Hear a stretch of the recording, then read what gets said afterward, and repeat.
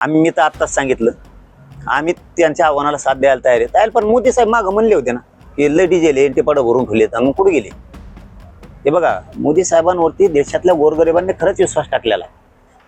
भाषणं वेगळे, टीका करायचे म्हणून वेगळे, पण सत्यता पाहिली तर या देशातल्या महाराष्ट्रासह गोरगरिबांनी त्यांच्यावर खूप विश्वास टाकला. त्यांनी जनतेला खरं बोलायला पाहिजे ना. बरं, लोक आव्हानाला तयार आहे तुम्हाला साथ द्यायला, पण कवा तुम्ही लोकांच्या मागण्या मान्य केलो. आता शेतकऱ्याचे बिया भरण्याचे दिवस आहेत आणि तुम्ही म्हणणार बाहेर जाऊ नये, काय शेत्या पडत पडायचं काय? नरेंद्र मोदींच्या आव्हानाकडे तुम्ही कसं बघतात? हे बघा, मी तर आत्ताच सांगितलं, आम्ही त्यांच्या आव्हानाला साथ द्यायला तयार आहे. पण मोदी साहेब मागं म्हणले होते ना की लय डिझेल ते पडं भरून ठेवलेत, मग कुठे गेले? हे बघा, मोदी साहेबांवरती देशातल्या गोरगरिबांनी खरंच विश्वास टाकलेला आहे. भाषणं वेगळे, टीका करायचे म्हणून वेगळे, पण सत्यता पाहिली तर या देशातल्या महाराष्ट्रासह गोरगरिबांनी त्यांच्यावर खूप विश्वास टाकला. त्यांनी जनतेला खरं बोलायला पाहिजे ना. हाही म्हणले ना, आता म्हणतात नाही. बरं, लोक आव्हानाला तयार आहे तुम्हाला साथ द्यायला, पण कवा तुम्ही लोकांच्या मागण्या मान्य केलो. आता शेतकऱ्याचे बिया भरण्याचे दिवस आहेत आणि तुम्ही म्हणणार बाहेर जाऊ नये, काय शेत्या पडत पडायचं काय? फवारण्या कशा करायच्या, बी भरणं कशा आणायचे, नांगरटी कशा करायच्या? कारण आता मशागतीचे दिवस आहेत. शेती आता मशागत करावं लागते तर पिकते. तुम्ही ह्या टायमाला म्हणणार ट्रॅक्टर लावू नका, नामकं करू नका, मेले लोक. असं कसं होईल? असं होत नसतं.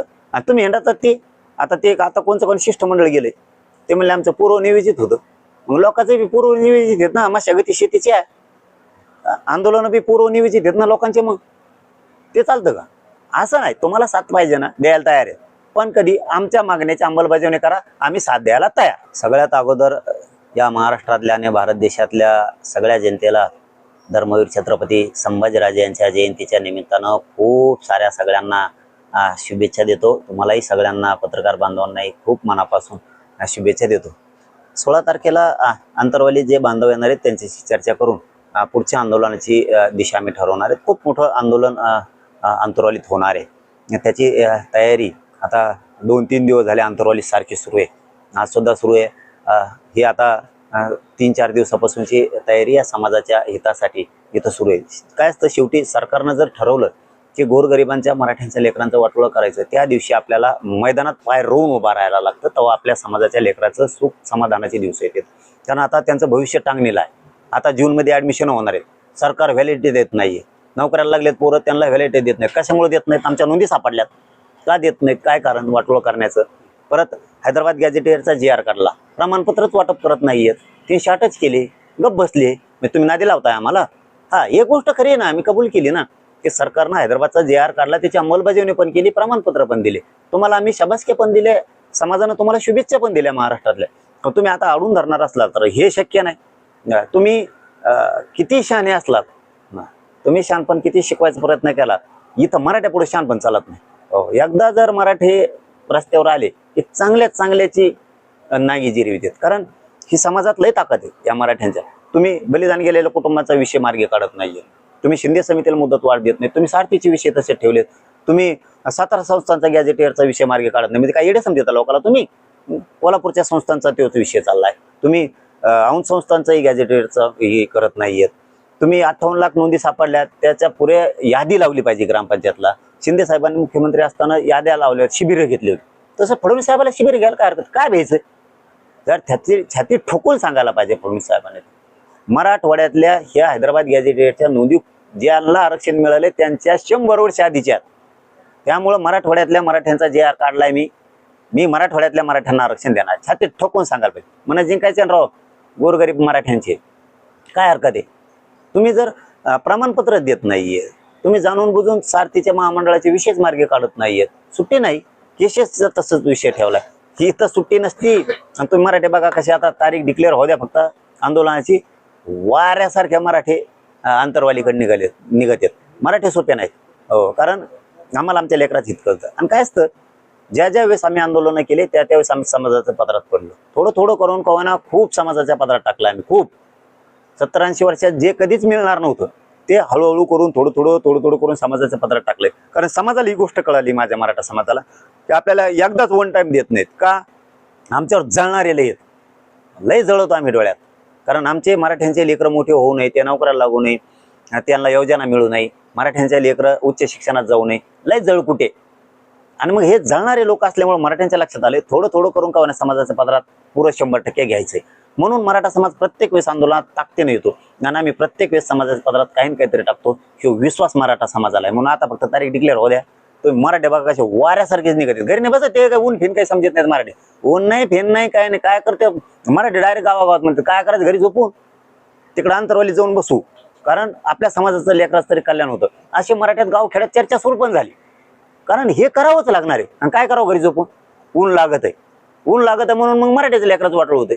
ऊन फान काही करीत नाही मुसळधार पाऊस काही करत नाही अख्ख्या मराठीत तुटून निघत आहेत. तर हे आंदोलन कोणत्या ठिकाणी होणार आहे आणि कशा प्रकारचं आंदोलन सुरू असेल कारण यापूर्वी तुम्ही एकदा सामुदायिक पद्धतीने आंदोलन केलं होतं उपोषण केलं होतं मग हे आंदोलन स्वतः करणार आहात का पुन्हा समाज यात सहभागी असेल? नाही मी तर शक्यतो सगळ्यांना करू देणार नाही कारण त्यांचे लय हाल होते. ते नुसते अंतरवलीत येऊन बी बसले तरी सरकारला घाम फुटत. नुसते येऊन बी बसले तरी खूप झालं आणि आपल्याला असंच करून मिळवावं लागणार आहे. 70-80 वर्षात जे मिळालं नाही ते थोडं थोडं करूनच आपल्याला समाजाच्या पदरात टाकावं लागणार आहे. आपण हळूहळू करून हैदराबादचा JR घेतलाय आता प्रमाणपत्र घ्यायचे. हे आपल्याला वारंवार लढावं लागणार आहे संघर्ष करावंच लागणार आहे सारखं सारखं. आणि मैदानात एकदा पायारून उभं राहिलं ते आम्ही घेतोच सोडतच नाहीत आम्ही सोडतच नाहीत आणि मराठ्याला पक्का माहिती म्हणून मराठी सुद्धा प्रत्येक आंदोलनात फुल ताकदीने येते. आणि तुम्ही आता बघा नुसती तारीख डिक्लेअर होऊन द्या असे वाऱ्यासारखे मराठी निघणार आहेत आणि खूप मोठं आंदोलन होणार आहे आणि ती वेळ आमच्यावर येऊ देऊ नये सरकारनं. हे आंदोलन अंतरवाली सराटीत होईल का? अंतरवाली सराटी तुम्ही स्वतः करणार? हो अंतरवाली सराटीत आंदोलन होणार खूप मोठं होणार. ती वेळ आमच्यावर येऊ देऊ नये. पुन्हा पुढची घोषणा करायची तर वेळच येऊ देऊ नये. कारण यापूर्वी तुम्ही 2 वेळेस मुंबई आंदोलन केलं होतं म्हणजे मुंबई मुंबईला तर जायची वेळच सरकारनं येऊ देऊन आता तर लय पोटे फजिती करीत असतात. हो शहाणे असतील त्यांनी अंतरवालीच्या आंदोलनातच आमच्या सगळ्या विषयाचा तोडगा काढून टाकावा आणि मराठ्यांचे मन जिंकावेत हे देवेंद्र फडणवीस साहेबांनी करावं. मुंबईत यायचं पुन्हा सरकारनं वेळ येऊ देणे पोटे इतके बेजार करतील मग भयानक. मी फक्त माझ्या मराठा समाजाला एवढं याच्यासाठी लय मानतो असा मराठा समाज होणेच नाही. लय ताकद आहे समाजात लय जिरविते चांगल्या चांगल्याची. गरीबात तेवढी ताकद आहे श्रीमंत मराठीचा तेवढी ताकद भयान ताकदीचा वर्ग आहे आमचा. आणि आत्तापर्यंत इथून पाठीमागे देशाला दाखवलेलं आहे आणि आताही ते दाखवतात. फक्त मराठा समाजाला एवढ्यासाठी लय मानतो मी की ते हुशार झाला आता त्याला कळून चुकलं की आपण टप्प्याटप्प्यानंच घ्यावं लागणार आहे. आपल्या जातीला एक वन टाइम एकदाच मिळूनच देणार नाही एवढी जळणाऱ्याची संख्या आहे हे माझ्या समाजाला कळालं. खूप चांगलं झालं. नसतं आम्हाला लोकांना मोठेपणात वेगळंच शिकवणारे होते. तिसरेच मार्ग दाखवणार आम्हाला म्हणजे मिळू नये म्हणून. मराठ्यांच्या स्वतःच्या गरीबापासून श्रीमंतापर्यंत देण्यात आलं की थोडं थोडं करूनच 100% आरक्षण किंवा 100% योजना मिळावं लागणार आहेत. पुरं नोकऱ्यात घालावं लागणार आहेत पण हळूहळू करूनच हे कळालं बरं झालं. नसतं आमच्या डोक्यात घातलं होतं सरसकट पुरंच पाहिजे अरे पुरं मिळून देणार ना. हे मराठ्यांच्या डोक्यात लय आलं की नाही नाही नाही नाही हे आपण बरोबर चाललोय. आपली जी वाट आहे ना सध्याची ही 2 वर्षापासूनच्या आंदोलनाची हीच वाट योग्य आहे. टप्प्याटप्प्यात हळूहळू हळूहळू आपण पुरं मिळवायला लागलो. मी काय म्हणतो एक भाकर खायची ना थोडी थोडी काय खायची एकदाच काय खायची हे मराठा समाजात ध्यानात आलं. म्हणून मी मराठा समाजाला खरंच शाबासकी देतो आणि समाजाला मानावंच लागणार आहे. आणि असा समाज होऊ नये. माझा समाज लय सोन्यासारखा पण समाजाच्या लेकराचे आता जूनमध्ये ऍडमिशन आहे. घरी झोपून काय करता काय घरी कोणचं ऊन लागत आहे आणि लागून लागलं लेकरं जर उन्हाताना तळायला लागले त्यांचं आयुष्य होरपळायला लागलंय. आता जूनमध्ये ऍडमिशन आहे तर काय करायचं घरी झोपून आणि आणखी कामाचे दिवस नाहीत तर वरच आंदोलनाचा दणका हाणायचा सगळ्यांनी. आता ऍडमिशन आहेत करोडो पोरं ऍडमिशन करते आणि त्यांना व्हॅलिडिटी नाही मिळाल्या त्यांना कोणबी प्रमाणपत्र नाही मिळालं त्यांचं वाटलं झालं. काय करायचं घरी झोपून मराठ्यांनी घरी झोपायचं नाही कोणी. कधी यश येतं कधी अपयश येतं पण मराठ्यांनी पाय राहूनच मैदानात उभं राहायचं. आणि तुम्हाला सांगतो वाऱ्यासारखेच मराठी तुम्हाला अंतरवाली दिसतात बघा तुम्ही तुटूनच पडत आहेत मराठी. तर एक शेवटचा प्रश्न देशाचे पंतप्रधान नरेंद्र मोदी यांनी देशवासियांना इंधन बचतीबाबत आवाहन केलेलं आहे. जर समजा अंतरवालीहून पुन्हा एकदा मुंबईत जायची परिस्थिती ओढावली तर मोठ्या संख्येने मराठा बांधव आपल्या गाड्यांसह मुंबईकडे प्रस्थान करतील. तुम्ही देखील मुंबईकडे मार्गस्थ होणार या ठिकाणी मग तुम्ही आम्ही मोदी साहेबांच्या आव्हानाला साथ द्यायला तयार आहे पण आमच्या मागण्याची अंमलबजावणी करा. नसता आम्ही कोणाचं ऐकतच नसतो. म्हणजे आमच्या लेकराचं भविष्य इथं फासावर चढवा आणि तुम्ही सांगा इकडे येऊ नका तिकडे जाऊ नका असं होत नसतं. तुम्हाला तुमचं जसं सरकारचं इथे तसं आम्हाला आमच्या गोरगरीब मराठ्यांच्या लेकराचं इथे त्याच्या अडीअडचणी आमच्यासाठी महत्वाचे त्याच्या वेदना महत्वाच्या ते संकटात सापडल्या ते आमच्यासाठी महत्वाचं. तुमच्यासाठी सुद्धा ते महत्वाचं पाहिजे. आम्ही नाही काढत मोर्चे, काही गरज नाही, आंदोलन नाही करत. देऊन टाका आमच्या मागण्या सगळ्या. आमचा 17 संस्थांचा JR काढून टाका, कोल्हापूरचा औंधचा, करा कल्याण गोरगरीब मराठ्यांचं. आमचा हैदराबादचा JR काढलाय मराठवाड्याचा, त्याची अंमलबजावणी पण केली. चला देऊन टाका सगळ्याला कुणबी प्रमाणपत्र. नाही काढत आम्ही, केसेस मागं घेऊन टाका. नाही काढत आम्ही, आंदोलन नाही करत.